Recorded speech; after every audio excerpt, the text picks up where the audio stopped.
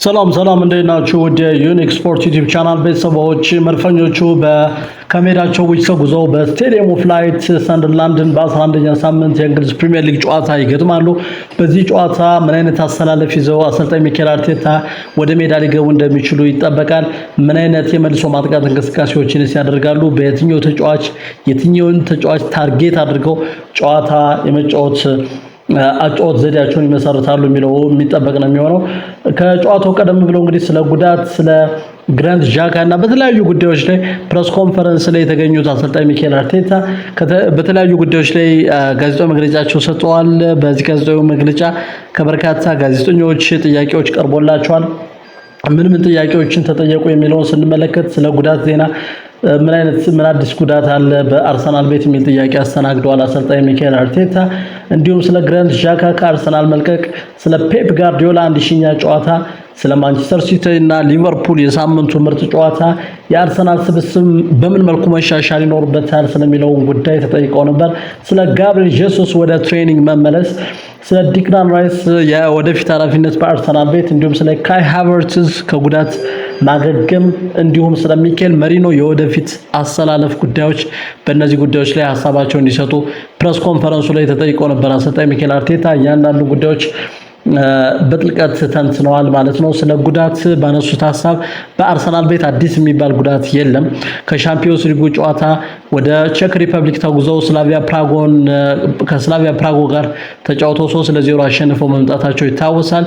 ከዛ ጊዜ ጀምሮ ምንም አይነት አዲስ ጉዳት አለመኖሩን አሰልጣኝ ሚኬል አርቴታ ይፋ አድርገዋል። ነገር ግን ከጉዳት ያገገመ ተጫዋች አለ። ጋብሪኤል ጄሱስ ወደ ሜዳ መመለስ የቻለበት ሳምንት እንደሚሆን ይጠበቃል። እንግዲህ ሳምንት አሰልጣኝ ሚኬል አርቴታ ይፋ እንዳደረጉት ከሆነ ጋብሪኤል ጄሱስ ወደ ትሬኒንግ ተመልሷል። በትሬኒንግ ከቡድን ጓደኞች ጋር ትሬኒንግ አድርጓል። ስለዚህ ምናልባትም በሰንደርላንዱ ጨዋታ ልንመለከተው እንደምንችል ፍንጭ ሰጥቷል አሰልጣኝ ሚኬል አርቴታ። ሌላው ስለ ፔፕ ጋርዲዮላ የ1000ኛ ጨዋታ ክብረ በዓል ነው የተጠየቁት አሰልጣኝ ሚኬል አርቴታ።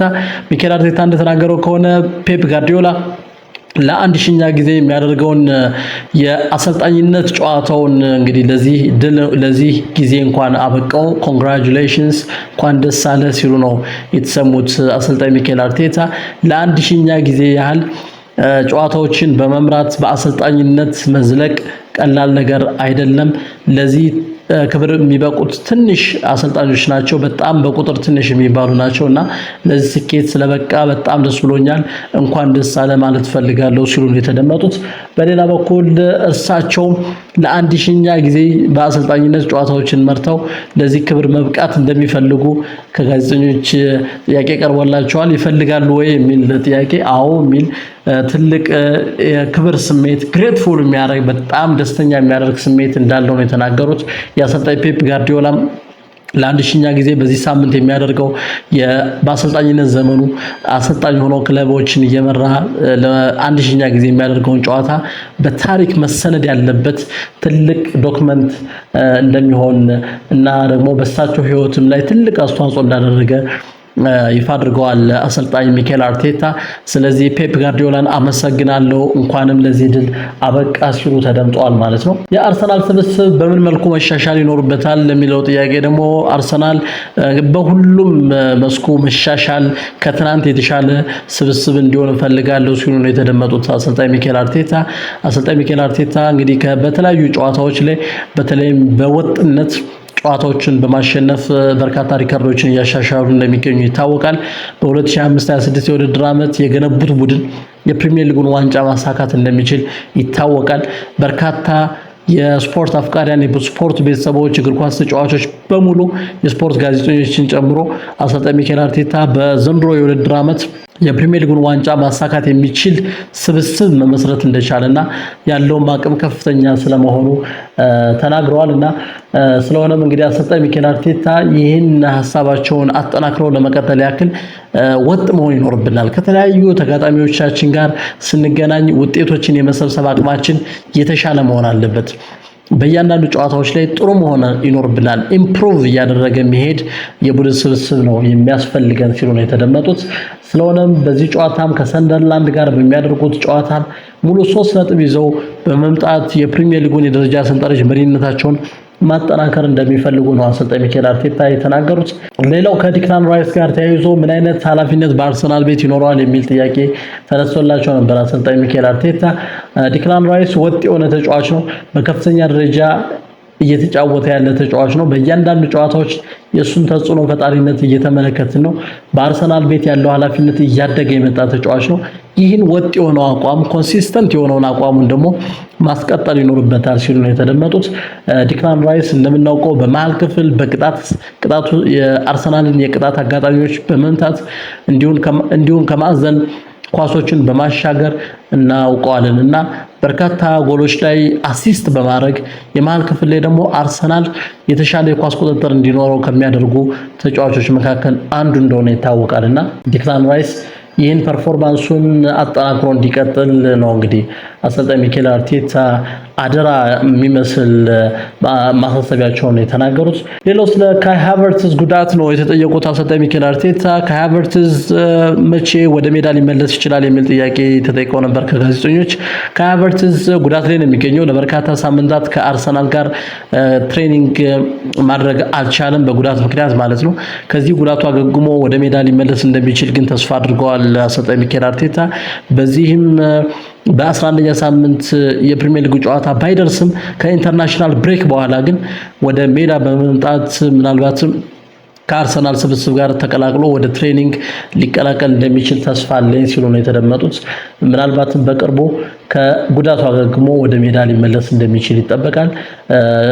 እሱ ካይ ሃቨርትዝ ብቻም ሳይሆን ካፒቴን ማርቲን ኦዲጋርድም እንደዚሁ ጉዳት ላይ ነው የሚገኘው። ስለዚህ እነዚህ ተጫዋቾች ከኢንተርናሽናል ብሬክ በኋላ ወደ ሜዳ በመመለስ አስተዋጽኦ እንደሚያደርጉ ይጠበቃል ለአርሰናል ስብስብ ማለት ነው። የግራንት ዣካውን ሰንደርላንድን እንግዲህ በሚገጥምበት በ11ኛ ሳምንት የስቴዲየም ኦፍ ላይት ጨዋታ አርሰናል በሰፊ የጎል ልዩነት ጨዋታውን በማሸነፍ ሙሉ 3 ነጥብ ይዘው እንደሚመለሱ ይጠበቃል። በዚህ ጨዋታ እንግዲህ ምን አይነት አሰላለፍ ይዘው ሊመጡ ይችላሉ የሚለውን ለመመልከት ያህል አሰልጣኝ ሚኬል አርቴታ እንግዲህ በግብ ጠባቂ በኩል ዴቪድ ራያ ቋሚ አሰላለፍ እንደሚሆን ይጠበቃል። በተከላካይ መስመር ደግሞ በሴንተር ባክ ጋብሪኤል ማጋሊሽ እና ዊሊያም ሳሊባ ሴንተር ባኩ እንደሚመሩት ይጠበቃል።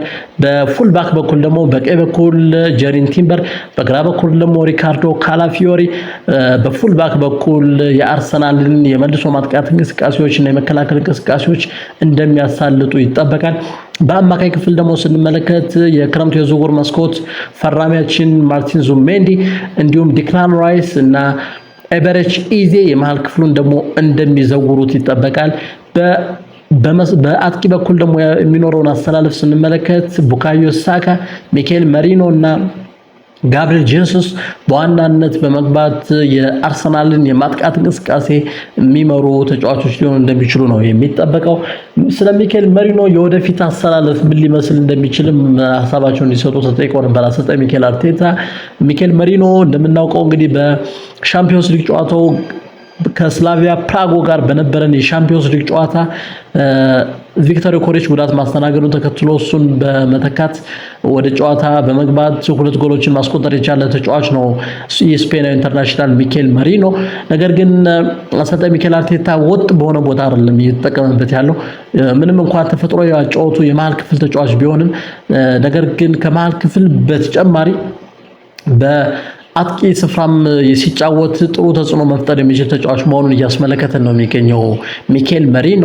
ስለሆነም በዚህ አቋሙ መቀጠል የሚችል ከሆነ ሚኬል መሪኖ ምናልባትም የአሰልጣኝ ሚኬል አርቴታ የወደፊት 9 ቁጥር ጨራሽ አጥቂ ቦታ ላይ መሰለፍ የሚችል ተጫዋች ሊሆን እንደሚችል ይጠበቃል። በተለይ ቪክቶር ዮኬሬሽ፣ ካይ ሃቨርትዝ፣ ጋብሪኤል ጄሱስ ጉዳት በሚያስተናግዱበት ጊዜ ይህ ተጫዋች ጨራሽ 9 ቁጥር በመሆን ለአርሰናሎች ትልቅ ተጽዕኖ መፍጠር የሚችል ተጫዋች እና ጎሎችን ማስቆጠር የሚችል ተጫዋች ሊሆን እንደሚችል ነው የሚጠበቀው። ትልቅ ተስፋም እየተጣለበት ነው የሚገኘው። በሌላ በኩል የአርሰናል የመከላከል አቅም እንግዲህ ወጥ በመሆነ መልኩ የገሰገሰ ነው የሚገኘው። ወርልድ ክላስ የሚባሉ ተከላካዮች ሴንተር ባኮቻችን ዊሊያም ሳሊባ እና ጋብሪኤል ማጋሊሽ በአርሰናል ቤት የመከላከል አቅማቸው ምን ያህል ጠንካራ እንደሆነ እየተመለከት ነው የምንገኘው።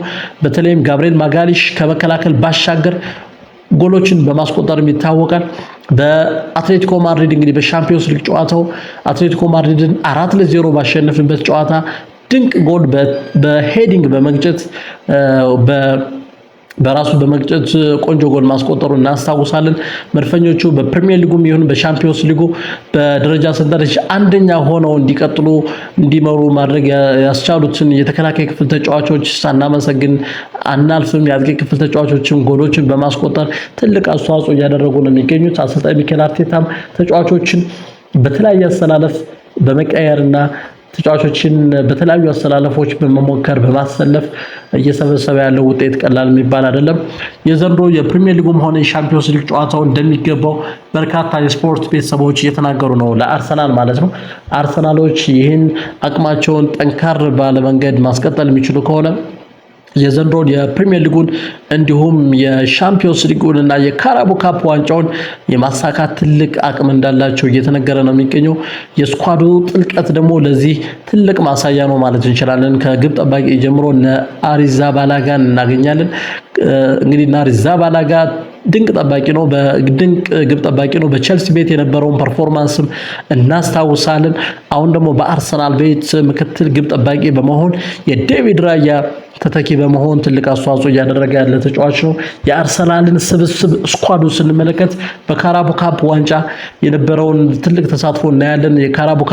በካራቦ ካፕ ዋንጫ ከብራይተን ኤንድ ሆቭ አልቢዮን ጋር ያደረግነውን ጨዋታ በተቀያሪ በሁለተኛ ቡድን ማለት እንችላለን ጨዋታውን የጀመርነውና በሁለተኛ ቡድን የጨመረው ጨዋታ ድንቅ የኳስ ቅብብል ድንቅ የኳስ ቁጥጥር ያስመለከተን ጨዋታ ነበርና በዚህ የጨዋታ እንቅስቃሴ ልክ የስኳድ ጥልቀት ልክ መቀጠል የምንችል ከሆነና የጉዳት ዜናዎች መቀነስ የሚችሉበት አግባብ የሚፈጠር ከሆነ አርሰናሎች መድፉ the Gunners የ2025-26 የውድድር ዓመትን ዋንጫ እንደሚያሳኩ ይጠበቃል። ከአንድ ዋንጫም በላይ ደግሞ በርከት ያሉ ዋንጫዎችን ይዘው ወደ ኤምሬትስ ስቴዲየም አሰልጣኝ ሚኬል አርቴታ ወደ ኤምሬትስ ስቴዲየም ይዘው እንደሚመጡ ይጠበቃል።